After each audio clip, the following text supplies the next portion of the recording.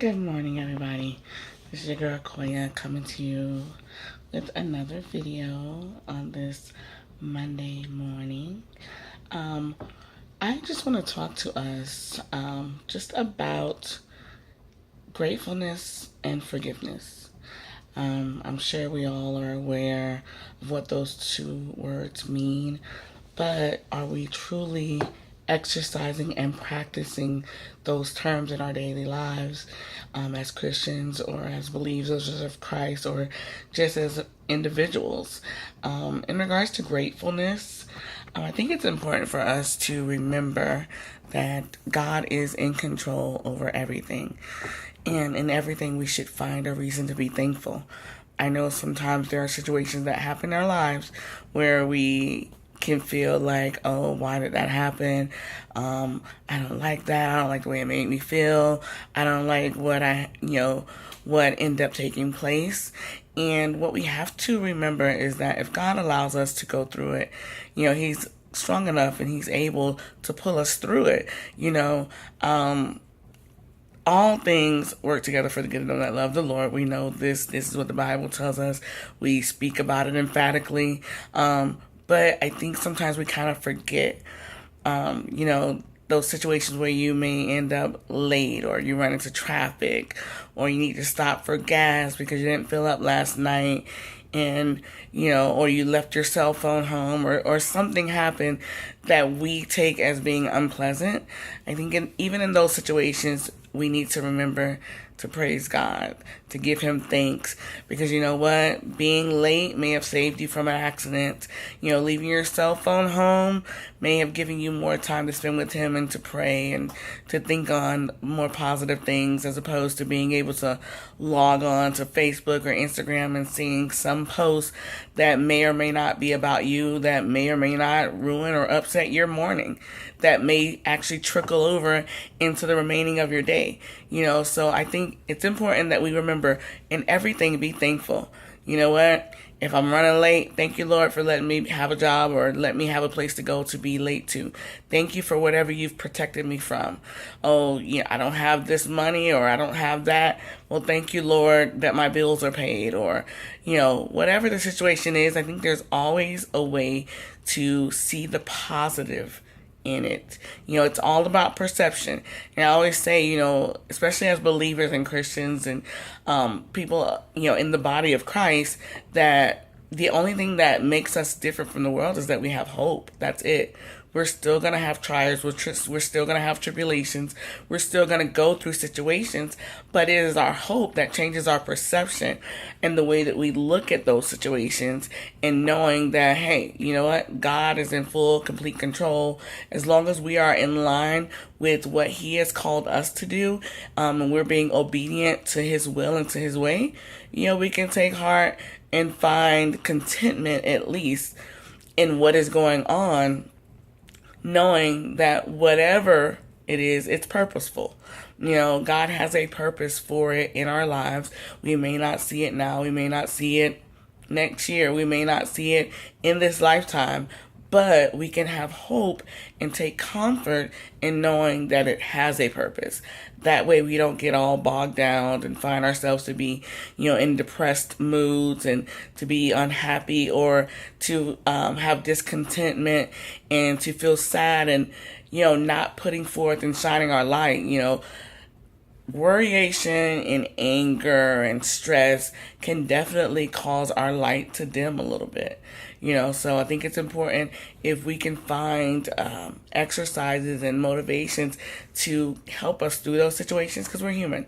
We're going to go through them. We're going to have a hard time that's going to hit us, and it may, take us for a loop, and we may get knocked down for a few seconds. But it's our hope and our relief and our trust in God that allows us and gives us the strength to get back up and try again, or to get back up and keep pressing forward, not staying down and not being bogged down and knocked out and counted out in situations just because they happen. They're going to happen. Oh, well.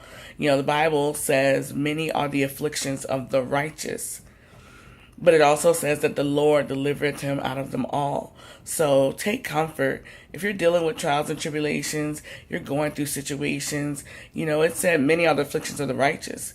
It doesn't say many are the afflictions of the unrighteous, but the righteous. So maybe if I'm going through something, it's because, I'm being righteous, so therefore I'm making the devil a little nervous. He's trying to get more individuals on his side as well.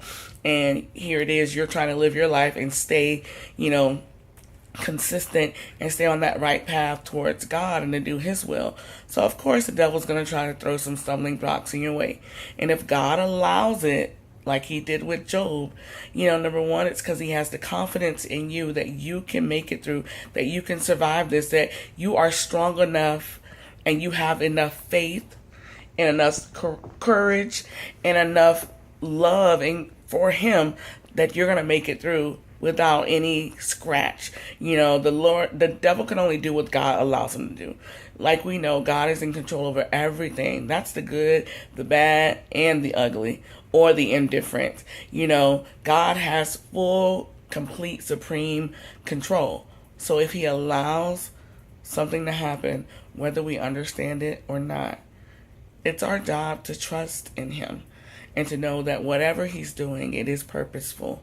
It is purposeful for our lives, for others' lives, for, the lives of the individuals in the world. For everyone, it is purposeful. So, and just in regards to forgiveness, I just want to touch a little bit just to remind us, the Bible says as much mercy as we extend to someone else, as much mercy will be extended to us. So I just want to remind us that we are always supposed to take that position in accepting someone's request for forgiveness. If someone is apologizing and coming to us, it's not for us to judge the sincerity in it. It's not for us to judge the consistency in it, whether or not they're going to do or say or make good on what they have apologized for, or the promise to never do that item again or do that situation again. It is our job to accept that forgiveness, because as believers, but also as individuals of this world in this corruptible body as we live right now, the flesh is strong, and we daily are supposed to be dying to selves and putting on more of Christ. But we are not perfect. His blood, Jesus, him coming and dying on the cross, is what brought us the opportunity of taking the imperfect and making it perfection. Our covenant between him, and that if we ask for forgiveness and we repent, that he is just to forgive us. We have to extend that same justfulness to our friends, our families, individuals that we come into contact with. And there is this saying that I've read before, and I sometimes have to remind myself of it. It says that sometimes you have to accept the apology that you never received. Which, I feel like that's clear in itself. But basically it's just saying, even if someone has wronged you, they may not come and apologize. They just won't. They just won't. There are some individuals whose hearts are hardened, some individuals that are just tough as nails, that they just will not apologize. I wasn't wrong. I don't see my error. They don't see what they did wrong. They don't feel like they've done anything wrong. Even if you explain that it just made you feel bad, they don't want to take the avenue of saying, okay, I mean, I've meant it in that way, but if it was received in that way, I do apologize. I never would want to hurt someone, and to leave that apologize for. I don't want to allow you to go throughout your day and your life feeling, some type of way about me, when it wasn't even in my intention. You know what I mean? If you have the opportunity to rectify a situation, whether you feel like you were wrong or not, why not go ahead and just clear that up with that individual? So I think it's important that we remember, just like we are flesh, and we are individuals and we make mistakes, and we have to go to God on a daily basis and ask him to forgive us for our sins of commission or omission. We have to extend that same olive branch, so to speak, to our brothers and sisters, that if they are coming to us and they're asking for forgiveness, again, it's not on it's not for me to judge your sincerity. I can't see your heart. You know what I mean? I can't judge your intent. I just don't have the ability. So all I can do is truly and honestly and genuinely accept your apology and accept, that whatever you are advising that you are sorry for, that you are truly sorry for it, and not hold it against you or keep tabs and say, oh, this is the third time this week. This is the fourth time this week, because we don't want God to do that. God erases. He takes it out. It's blotted out, never to be brought up again. So that's how we're supposed to forgive our brothers and sisters. But anyway, I just wanted to come to you guys and just kind of speak on that, because honestly, I'm just speaking to myself. I found myself kind of in that position where someone was asking or wanting to apologize, and I was just like, I don't want your apology. You keep apologizing over and over. I don't want your apology. And I prayed hard on it, and my spirit convicted me this morning and let me know, no, that's wrong. Koya, how many times has God had to forgive you? How many times have you gone and pleaded and begged for forgiveness or asking God to keep his hands of protection over you and your family? You want mercy from God, but you're not willing to give mercy. So, I had to check myself, and, I figure, why not just remind others of what we all already know, doesn't hurt to remind. So I hope that maybe this video will help someone in some kind of way. It will encourage someone in some type of way. If you do like the video, please go ahead, feel free to give it a thumbs up. You can subscribe to my channel. Please feel free to share the video to anyone that you think may be able to benefit from it. And as I always say, you are wonderfully and fearfully made, and I love you, and there's nothing that you can do about it. Have a fabulous, wonderful, marvelous Monday. Bye, guys.